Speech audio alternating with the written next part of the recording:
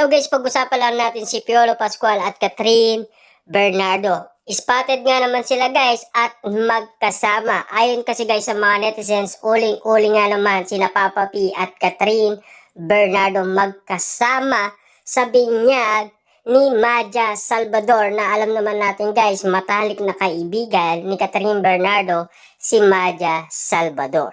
Pero siyempre guys, alam naman natin, social media yan. At alam naman natin si Catherine Bernardo ay nasa showbiz.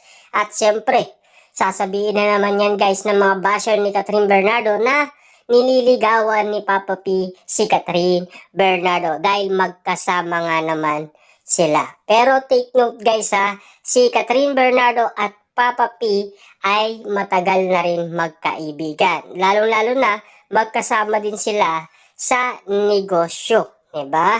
At kitang-kita naman natin kasi guys na huling-uli sila ng mga netizens. Siyempre guys, kita nyo naman, nagbigay sila ng ayuda. Hindi naman siguro nila ipopost yan guys kung meron silang ginagawang masama, diba? Siyempre guys, alam naman natin ng ibang tao, pag nakita ang lalaki at babae, siyempre iisipin nila na talagang meron silang ginagawang masama. Kasi siyempre guys, hindi na natin maalis yun sa maraming tao.